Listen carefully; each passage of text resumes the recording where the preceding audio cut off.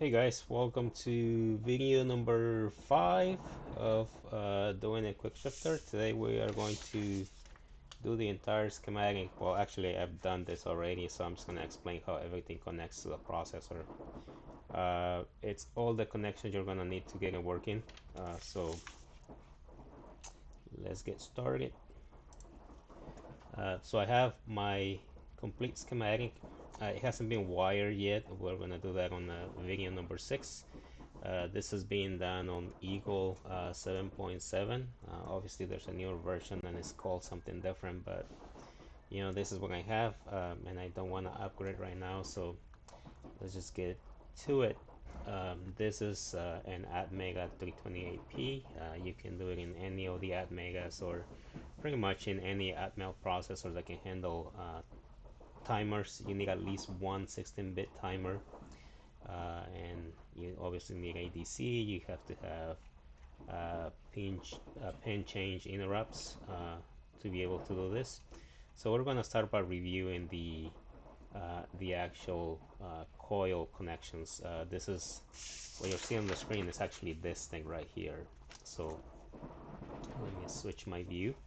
So this is the same thing that you will be seeing back on the screen. Is the same connection. We have uh, this part right here. Let me select this part. So this right here, this is the main control of the coil. So we have a pin connected to this resistor. Uh, well, let's start from here, from the uh, is it this IGBT? I believe it is. What is it? Yeah, IGBT. So we have the connection of the coil coming through here, uh, straight through ground. This has to be at all times pretty much off, and the way you set it off is it has to have 0 voltage on the gate.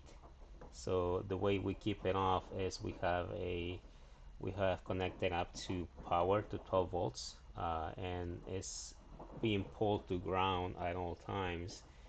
So it's always at 0 volts through this connector. So if we lose this connection here, which is the one that goes to the processor, this will take care of it because it will always be connected to voltage, uh, to to 5 volts through this 100k resistor, and that will ensure that this remains on and this remains off by drawing all the power down to ground. So you should have 0 voltage here at all times in case something goes wrong with this.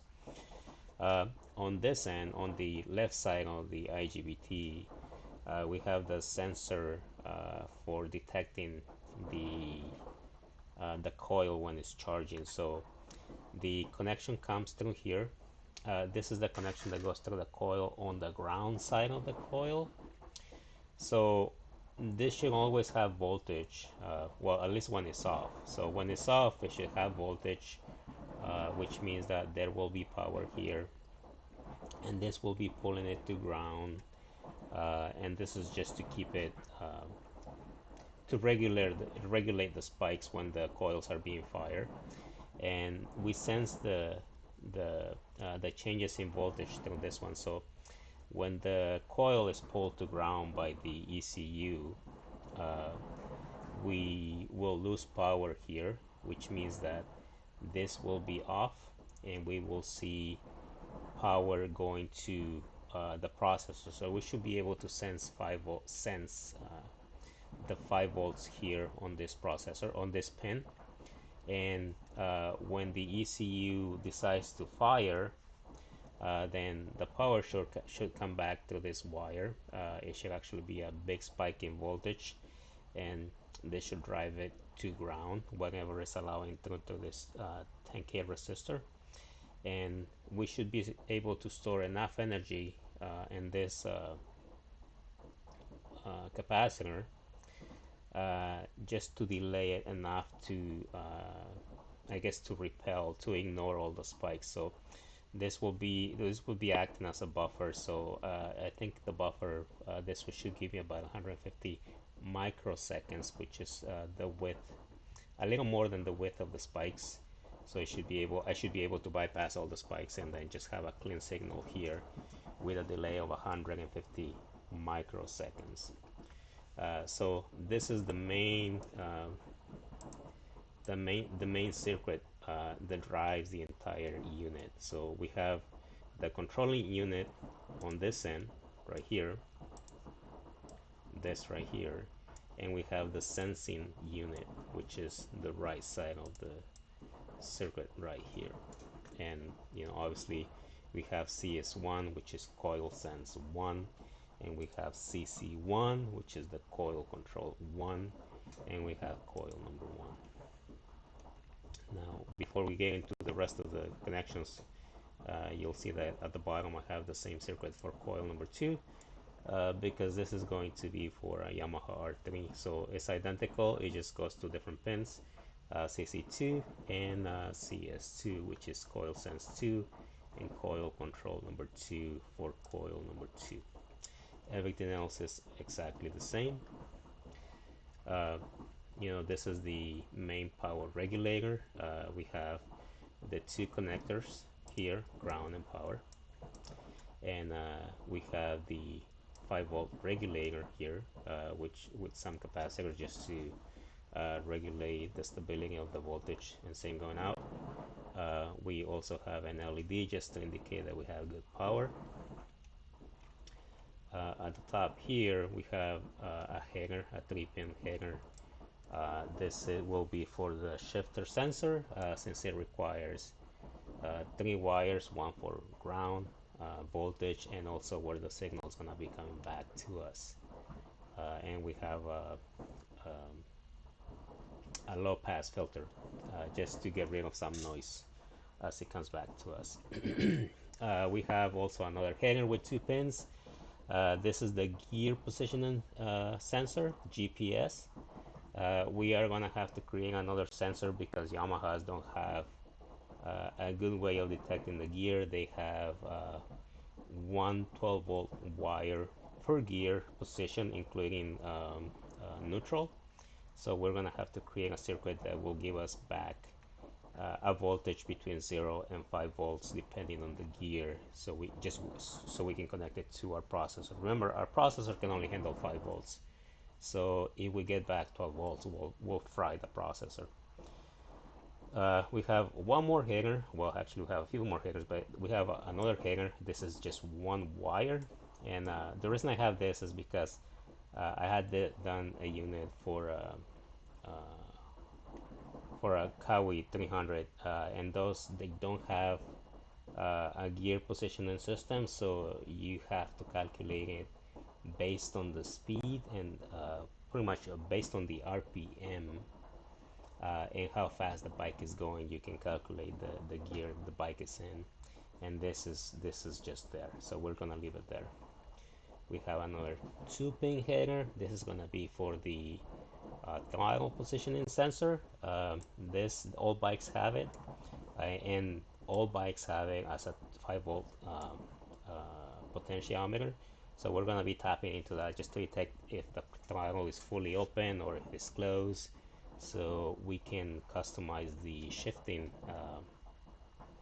parameters just to keep it smooth all around, depending if you're just cruising or if you're going all out. We have an output header. This is for another unit that we're gonna have to create separately. This is for just so the unit can rev the bike for us when we want to downshift. So just like we want to be able to shift without letting go of the throttle, we also want to downshift without having to rev the engine or pull the clutch, and this will allow us to do just that. Here on the right we have a 6-pin header. This is going to be for our programmer. This is just to connect directly to the processor and load the code whenever we change it. I'm going to go back to this right here. This is just a Bluetooth unit. It's an HM11. You can go and order those pretty much anywhere online, and that should be around $3. This is just to communicate to your phone because you want to be able to configure this unit on the fly through your phone, just to pretty much make it the way you want it. We have a small power regulator. It's at 3.3 volts. The reason this is needed is because the Bluetooth unit works at 3.3 volts, so we need this unit to connect to the Bluetooth connector, just so we can have some control and visibility into what's going on. This two here, this is just the crystal. Is a 20 megahertz crystal, and at the bottom is the capacitors, 18 picofarad capacitors. And actually, this is going to be a 12 picofarad capacitors for that 20 megahertz crystal, and it has a 1 milliohm resistor in between the two connectors. And in the middle, we have the processor, the Atmega 328, with all the connectors. So as you can see, if I highlight, for instance, this one RXD, you'll see that this one highlights because that's where it connects to. So I just like to create my schematics this way because it's a lot easier to follow than having wires all over the place. So for me, it's a lot cleaner because I can just highlight the wire I'm trying to see where it's connecting to, or if I have anything missing, I can just click it and it'll tell me exactly where it is. So starting from the left, we have ground, 5 volts, another ground, another 5 volts, and then we have our two connectors for the crystal, the XTL1 and the XTL2, and you can see they're highlighting here as well. Let me zoom in a little bit. We have the, let me delete this one since we're not using those, so there's no confusion. We have our CS2, which is the coil control number 2, and then we have our sensing on pin 10, which is PD6 CS2, and then we have our coil number 1 connected to pin 13 and 14. So the control is on pin 13 PV1, and the sensing is on 14, which is the PV2. And then the rest of the connectors, well, not the rest, but this one is just the ones that connect back to this header here. For programming it, we have the master out and the master in, and then we have on pin 17 we have the clock, which is also for programming it, and then we have a 5 volt reference. We're going to have to connect this to power through a low pass filter because we are going to be sensing using the ADC, and this filter here should give you about I think it's like 15 hertz, which is pretty low, and you can adjust these values to give you whatever you want depending on how noisy your system is going to be. This system is probably going to be noisy because it's just going to be a two-sided board, so I don't have a lot of room to put a lot of grounds all over the place to eliminate noise, so we have to have a pretty low pass filter. And then we have the connectors for the shifter. It's going to be on pin number 19, which is the ADC number 6. The ground reference, we're going to be connecting this to a 0.5, or actually a 15 picofarad, not a 0.15 picofarad, but a 15 picofarad capacitor. We might not need this because I'm using new sensors and everything's going to be working at 5 volts, so this might not be needed. And then we have our gear positioning sensor on pin number 23, which is ADC 0.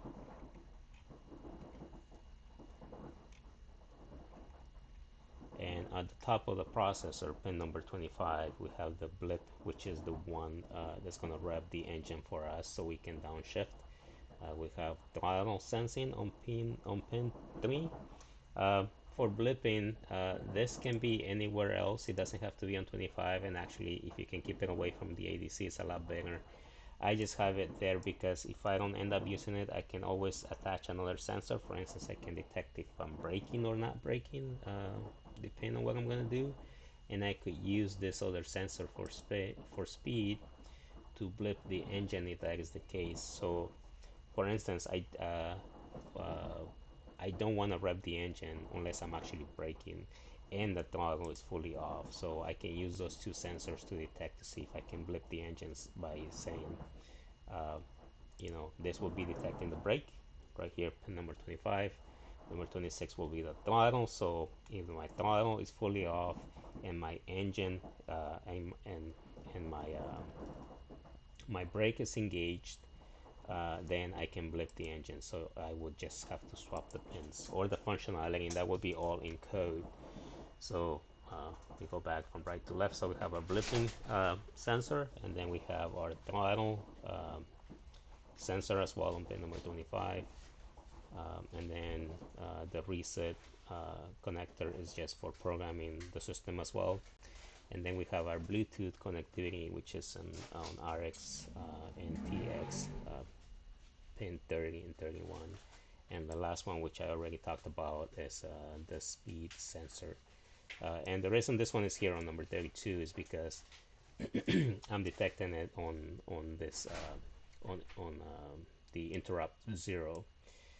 Because when you're detecting this, you have to detect every time it fires, you have to detect how long it's taking to fire.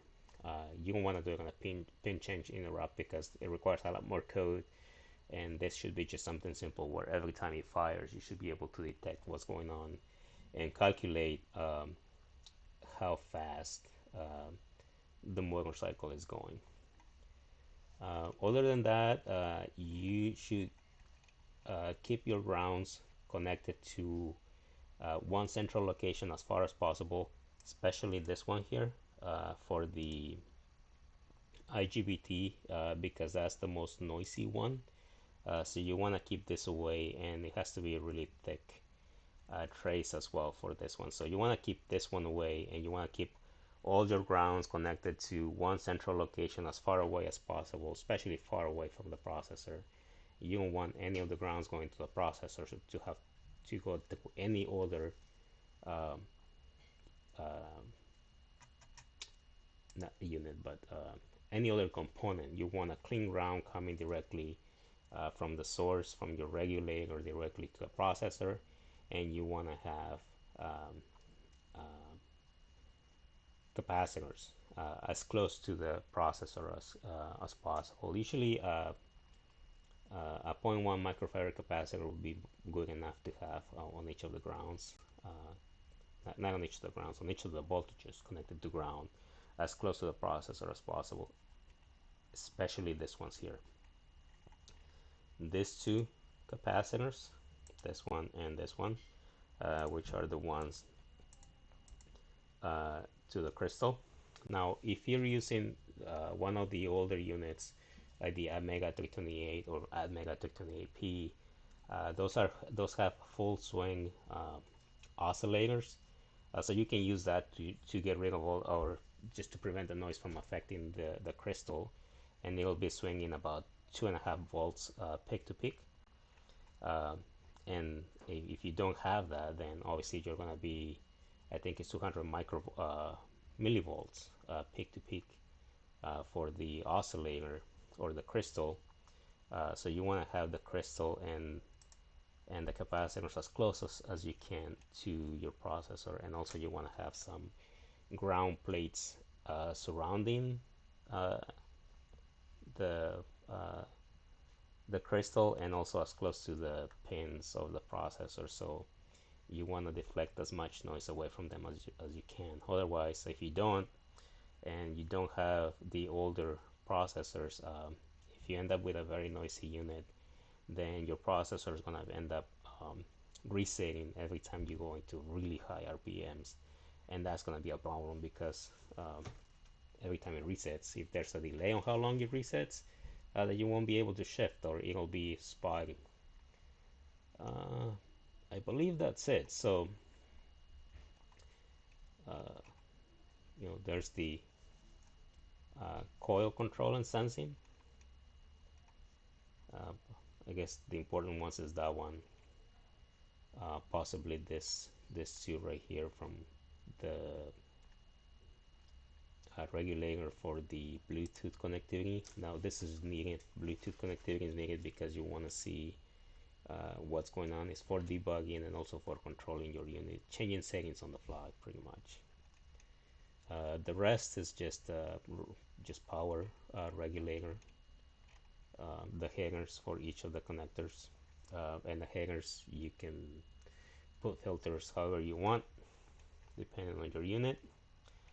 And the processor, obviously this is going to have to do with whatever processor you're using. If you don't have an Atmega, you can do this with ARMs or ARMs, however you want to call them, or PIC. They're all the same. So that's that's it. So that's all I have for you guys. Next time we are going to do the actual wiring, or at least I'm gonna show you how my wiring, my layout is gonna be, so you can copy it. I'm not gonna post any of these files online. You are gonna have to watch the video and do it yourself. I think it's the best way to learn how to do something. If you do and learn from your own mistakes, if you just copy and paste, then it becomes pretty useless, because when you run into a problem, you don't know what broke, because you don't have anything to go by or any reference of what's going on. And then once I show you that, then I'm gonna go through the entire process on how I go about creating the PCB, all the processes involved, including uh, the the the transferring of the layout to an actual PCB board, and also, well, actually to transferring of the layout to something like this, right? So you will transfer it to something like this. Then let me see if I got an example here, a better one. So you transfer it to something like this.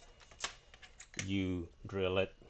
You know, these are all the drills of another unit that I did. This is just a remote control for a cart. You have to plate it, so it's plated inside the holes themselves. Then you throw it in acid, and you end up with something like this, right? It's plated all the way through, including the holes themselves. You have to do a stencil. Well, we might not do this. We'll see. This one takes a little bit long because it's aluminum and it's really thick, and you have to do it in acid as well. It takes about an hour to do. And then once you have all of that, then you have to mount the components into it, uh, and all the wiring, and that's all it is. This one also has a Bluetooth unit, as you can see, and we'll probably do one of this from scratch, because it's a simple unit to do, and this is for just taking any plastic car and putting a little motor in it, and you end up controlling it with your phone with a unit like this. Obviously this is just a controlling unit, and it's also a motor control unit as well that we're probably going to end up doing. But that's it. So hope you enjoyed the video, and I'll see if I can pump the other video out in about a week or so, since I'm almost done with all my major projects, and I should be able to dedicate more into this. I know I want to get more into I want to get back into riding my motorcycle, so I want to have fresh units on my motorcycle, since the ones they have, they're about 4 years old, and the way I did those has changed. The components that I had on those are really old, and they're not 5 volts. So there's some things that I wanna change. I wanna avoid, because they're not really reliable when you have to switch between 1 volt and 5 volt sensing. There's a delay, and it prevents you from doing things more efficiently. So until next time, guys, enjoy.